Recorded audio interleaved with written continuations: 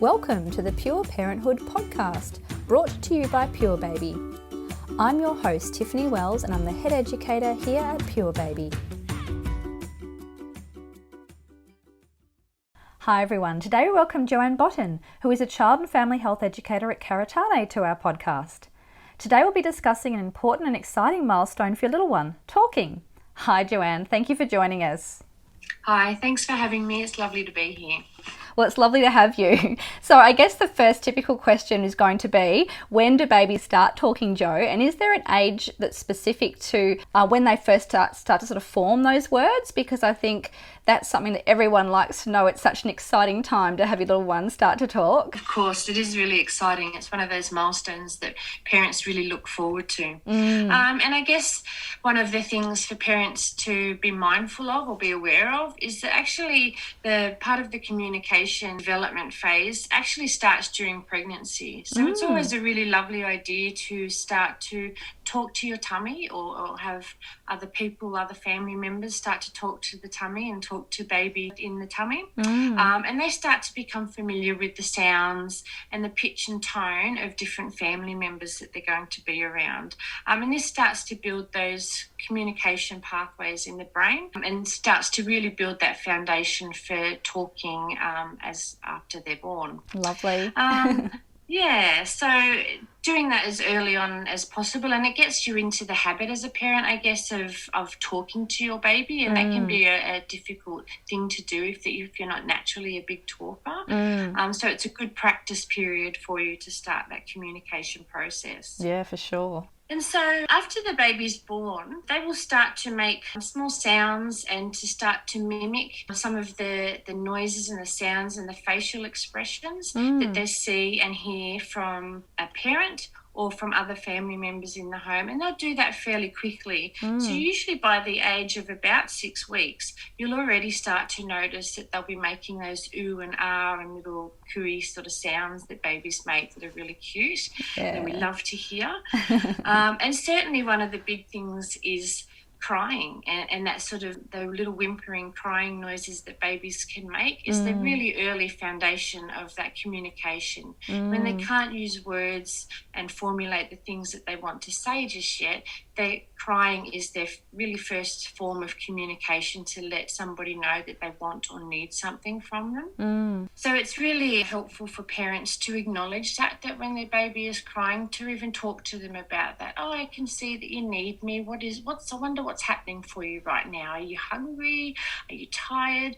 What's happening? I can see that you're trying to let me know something's happening for you. So to really start to talk and to respond to those early forms of communication, even though they're not clear and we don't know exactly what it is that they're trying to say, they are trying to say something. So really acknowledging that and starting to participate in that to and fro kind of communication skill. I guess one of the other things to think about is that it's really easy to get caught up as a parent sometimes with our phones and our iPads and, touching base with everybody on social media. So trying to remember, I guess, to put our phones down and really spend some time talking and engaging with our children from really early on, from those really early days after they're born. So during feeding times is a really good time to sit and to really make some really lovely eye contact and to start to really engage and form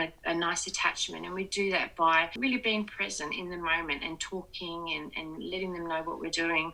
One of the things I say with parents sometimes, you can kind of act like their commentator for what's happening throughout the day. So just sort of talk and explain all the little things that you're doing. I'm just going to go and get a drink now. I'm just going to pick you up and let's go and change your nappy, or let's go and put your wrap on and get you ready for bed. And, oh, I can see that you're upset. Let's have a cuddle. And we can start, starting to just really commentate the things that you're doing and that you see that your baby is doing or trying to do. Really helps to start to build those communication skills and those pathways in the brain for our babies as part of that foundation for talking. That's so fabulous to know, and I think brings back lots of memories for me with my little ones. Mine are teenagers now, but just thinking about just the little things that I used to do. But I think the commentary is lovely, and I do remember having those little conversations with them and, just thinking about explaining what you're doing, and really, I think sometimes too it can be lonely as a parent being at home, particularly if it's just you and the baby. So having a chat with them or talking to them, at least it's someone to talk to. Yeah, definitely. You're right. It really, sometimes parenting can be a bit of a lonely time when your baby's a little and they don't really talk and say so much. Yes. And sometimes we're home on our own with them. Yes. So it can get lonely. So really, we don't want to go a whole day without really talking and saying much. So kind of trying to get into that habit of just, like I say, really commentating your day and commentating your baby's day. It really helps them to sort of hear you, get used to the different pitches and tones in your voice. It's also really important to use some facial expressions when you're talking. So when you see that your baby's crying, you might make a little frown face and change the tone of your voice. That lets them know that I can see that you're sad, and that you kind of have that empathy and understanding about what's happening for them. And that sort of also builds that cross section around understanding emotions and communicating emotions and how we feel. Not just the words that we say, but the actions and the behaviours that we have. So a big part of communication is not just words, but also very much our pitch and our tone and our body language and our facial expressions. So it's really makes important sense to make sure that we're using all of those skills. Absolutely. So Jo, can you take us through some of the most common developmental milestones from birth to 3 years? When your baby comes into talking and how those sort of milestones come about. The oohing and ahhing and coos are really our first sort of starting of talking for our babies. And that really starts from around about 6 weeks of age. Yep. And certainly the crying and the whimpering sounds that you will hear start straight away. So that's our sort of first indication of language and communication development. By the time our babies get to around 6 months of age, we're starting to hear those laughing sounds. And that's always a really exciting time for parents. And we can see that our baby is reacting to us and laughing and finding humour and joy in things that they're seeing and doing. Around that same time, around that 6 month mark, you'll also see that babies start to copy some of the sounds that they're hearing from the people around them. So it might be little coughing and little sneezing and little hiccupy sort of sounds, little things that they're hearing regularly or that they find, easy and, common to mimic. They will try and do that around that sort of 5 to 6 month mark. So again, they won't have the clarity of words specifically, but they're practicing the sounds that they will use for their language by making those little mimicking sounds and copying what they're hearing and seeing. They also, around that age, start to practice the different pitches and tones in their voice, so that you'll start to hear a bit more variation in the way that the sounds are made and the things that they're doing. And that's all, again, that practice process for language for them. By the time our babies get to around the 9 to 12 month mark, we can start to hear actual words start to come into play. So things like mama and dada, baba are usually the most common first words, I guess, that we hear from babies. They're what a lot of parents will consider their first words. And that's always, again, another really exciting time when you first get called mama or dada for the first time. It's always lovely. And that can happen between 9 to 12 months. It's really important to remember as a parent, though, that we say 9 to 12 months. There's a bit of a window there. So every baby is a little bit different. So some babies might start that around 9 months, even maybe a fraction before that. But some babies might not do that until closer to the 11-month mark. And that's okay. Just keep talking to our babies and giving them the opportunity to make sounds and practice their language skills. By the time our babies get to 12 months of age, we're looking at communication styles that include more gross motor skills. So they might be starting to wave at people, and they might be starting to point at things that they like or things that they see. And so that is forming part of that communication process. So when we see our babies do things like that, if they're pointing at something, our job as their commentator, again, is to talk about that. Oh, I can see that you're pointing over at the light, or you're pointing at the dog. So we start to give words to the things that they're pointing at and seeing, so that we're acknowledging that we can see what they're doing and that they're trying to tell us something, and we're then giving them some of the words to build onto those skills. Yeah, great idea. Yeah. And usually, I guess, around that sort of 12-month to 18-month mark is then you'll start to, because they're doing mamas and bubbas and they're cooing and ahhing sounds, and they're also starting to babble a little bit more. So it almost feels like we're having little conversations with our babies. We may not understand what they're saying, but again, it's a really important part of that language skill development when they feel like they're practicing and they're having an opportunity to talk about or say the things that they're seeing and hearing. Our job as a parent is to really encourage that and acknowledge that we're hearing that and seeing that and being involved in that conversation with them. Yeah, it's so nice to be able to kind of have, like you said, that commentary and that conversation starting, I think, because like you said, it's that when they're pointing to things or when they're even looking at something, you know, hopefully if it's repeated enough, for example, you know, like that's the dog or there's the cat, or I can see you looking at the cat, you know, hopefully they'll pick up on those words and they'll really, if they hear it enough, they'll understand that that's what that is. So it's a great tip, and it's a great thing to really think about, I guess, when you do have a baby. It's not normal for you to necessarily be a commentator, like you just used examples there. It's not normal to kind of do that. So I guess it's like training yourself to do those things, isn't it? Yeah, definitely. It's not comfortable for everybody. Not everybody's naturally a big talker, or you know, that's not something that we're all comfortable with. So it can feel a little bit awkward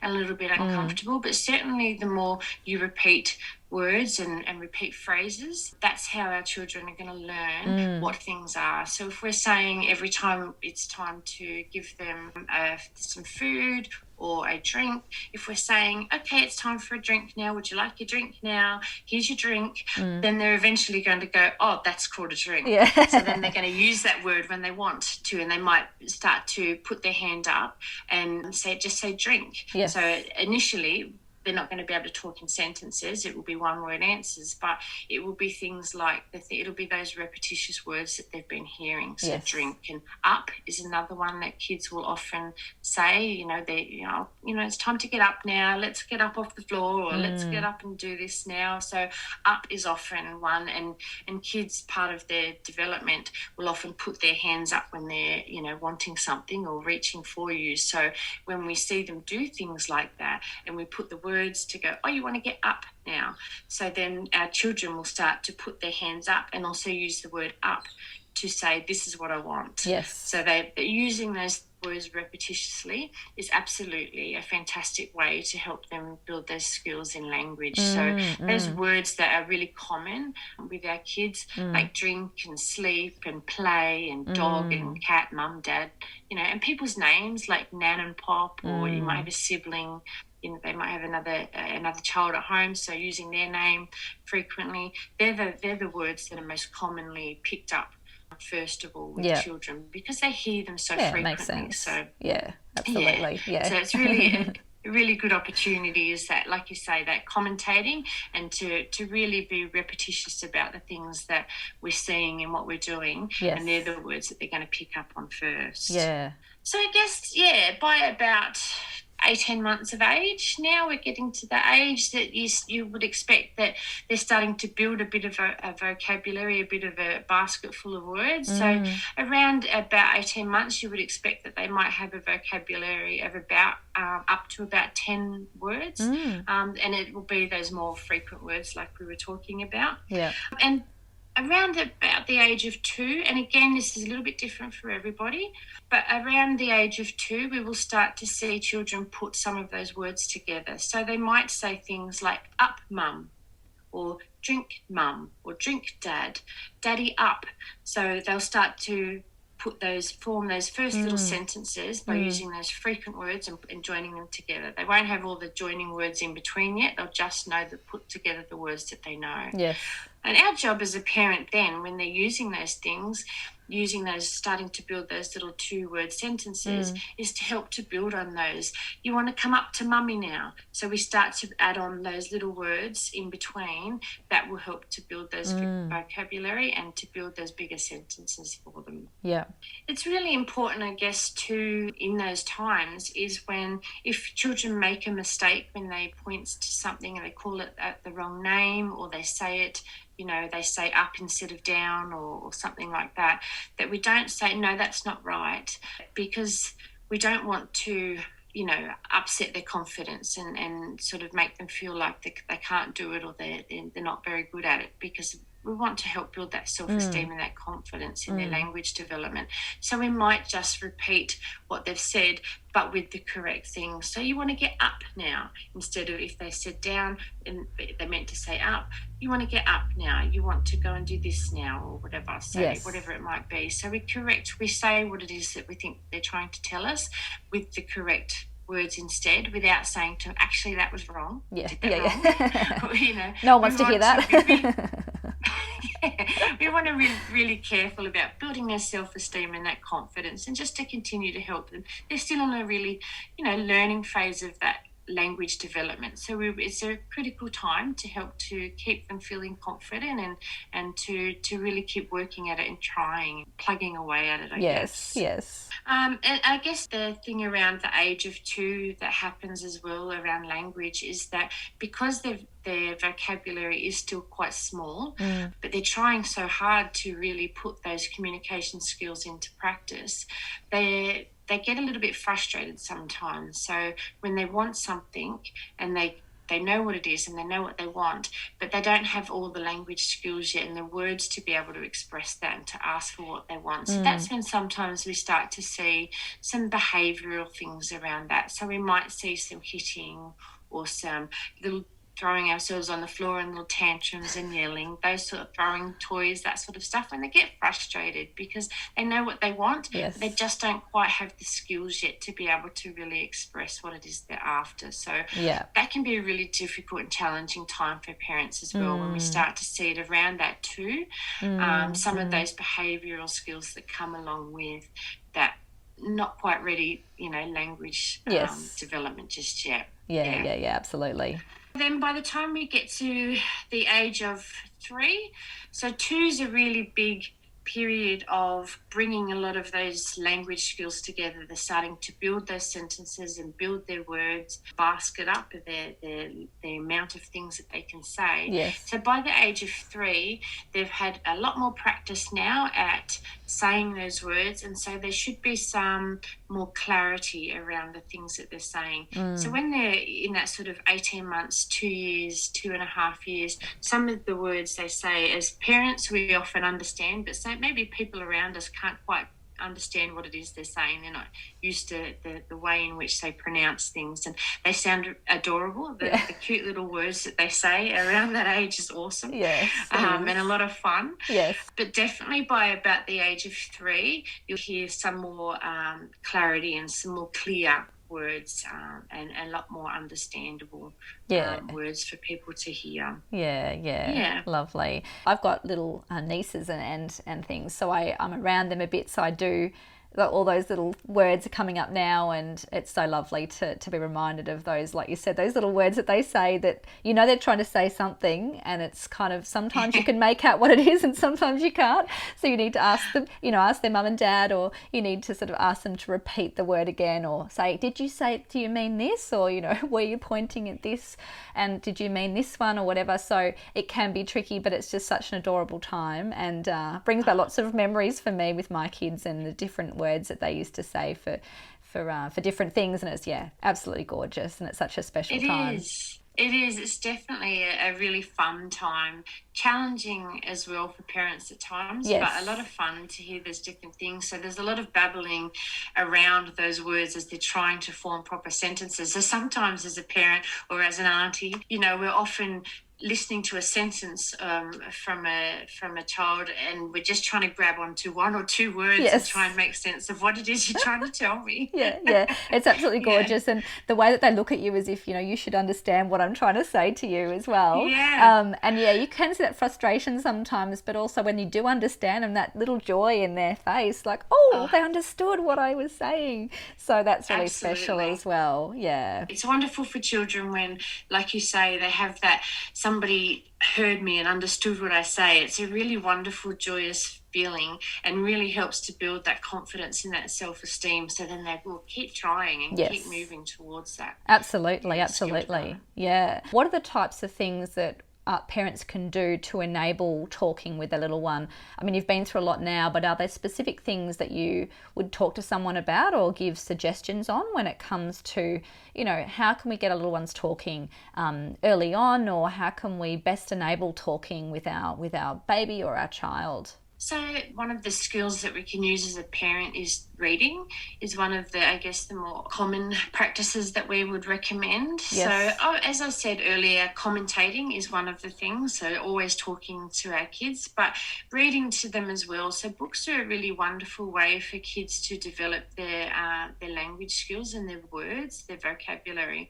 And one of the wonderful things about books and stories is that there has a lovely range of words within them, but we also have the capacity then, as the person reading the story, to really change and alter our pitch and our tone when we're reading, and use facial expressions. So they start to learn the emotion and the feeling around what it is that they're seeing and hearing. So when we say the word angry and then we say the word angry, you know, just by changing our pitch and our tone and our facial expression, yes, really changes what that word means, yes, and what that looks like in a sentence. So absolutely. By reading stories, a lot of children's storybooks will have, you know, a lot of repetition in them, and a lot of books will also have rhyming words, so they become a little bit of fun, and it helps to build the excitement in children. So children, when they're read to frequently, will start to have a form attachment to certain books. So the sound and the pitch and the tone and the expressions that people use when they're reading those particular stories become really fun and exciting. So kids then start to learn to,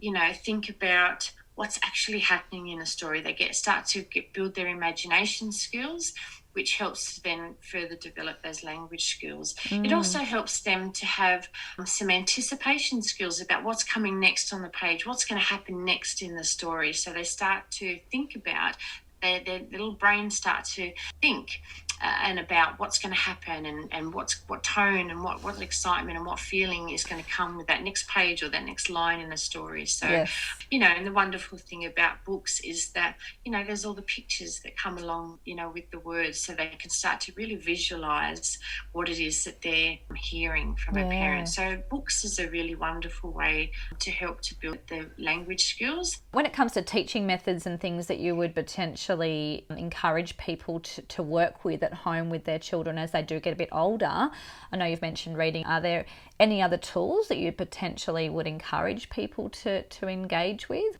Singing. The wonderful thing about singing is that there's a lot of movement around. You know, we can have our little actions and hand gestures and, you know, kick our legs around or dance around the lounge room. Nursery rhymes that we know of or have heard ourselves growing up.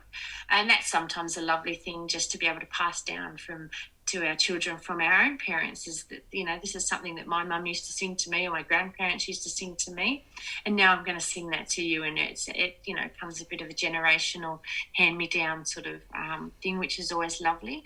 And that may also be songs even that we hear on the radio.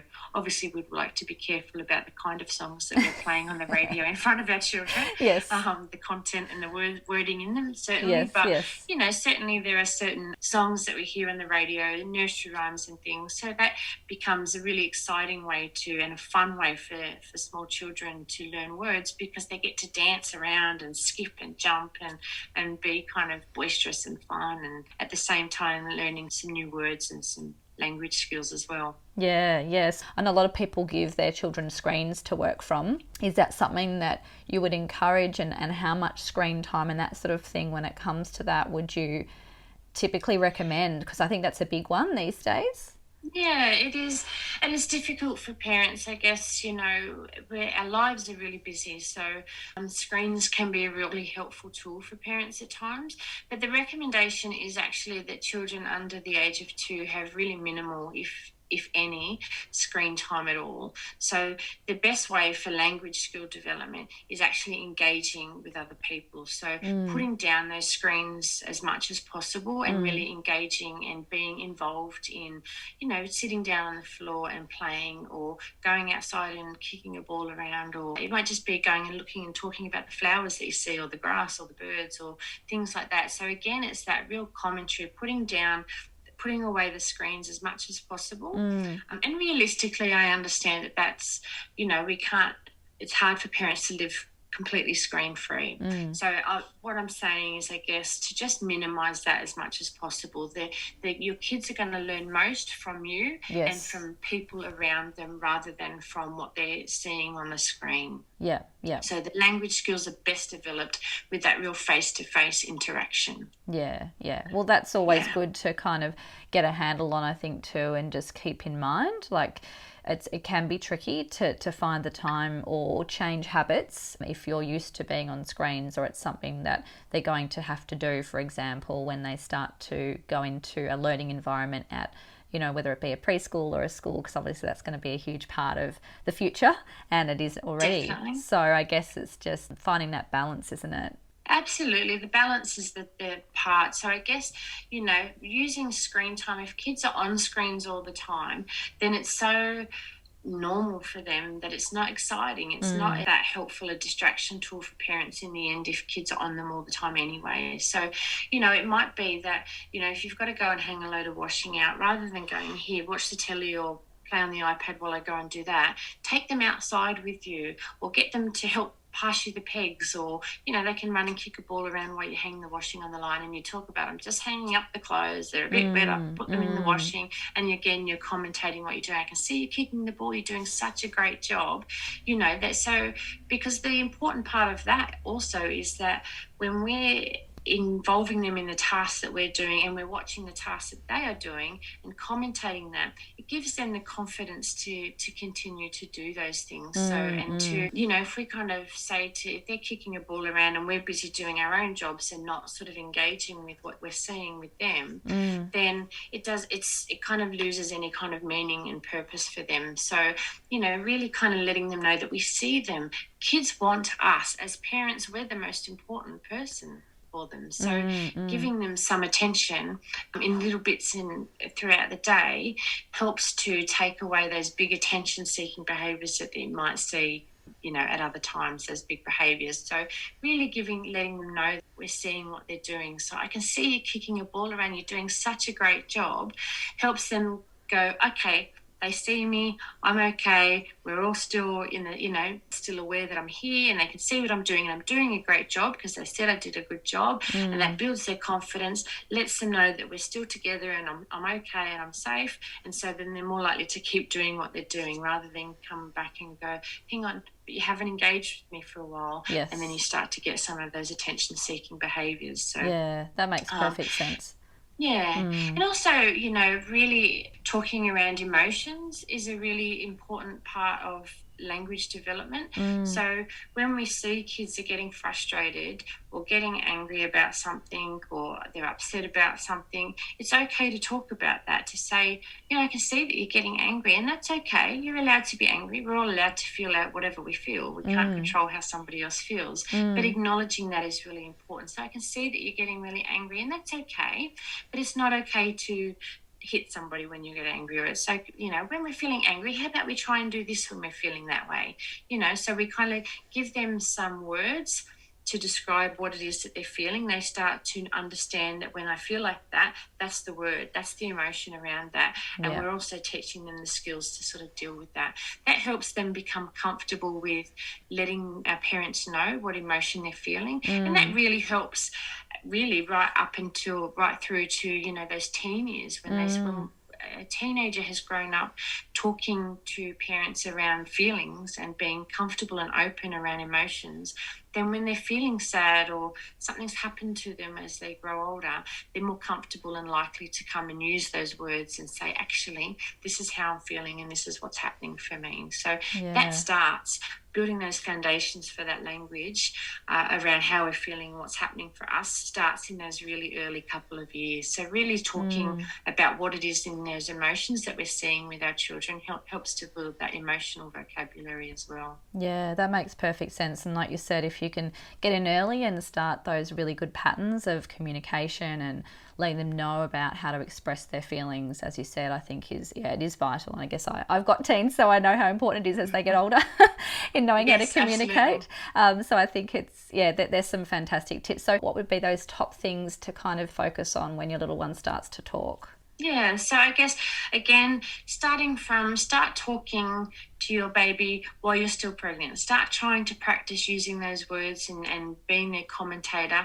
from the very beginning. Yep. And then, of course, once they're born, to continue using those words, act as their commentator, talk about what it is that you're seeing and what you're doing. It really helps to build that vocabulary up. Use expression and pitch and tone in your voice, Yep. and facial expressions, because we know a big part of communication is more than just the words that we're using. So it's all that pitch and tone in our expressions and our body language. So using all of those things when we're talking, and doing that from pregnancy, right from birth, and continuing on.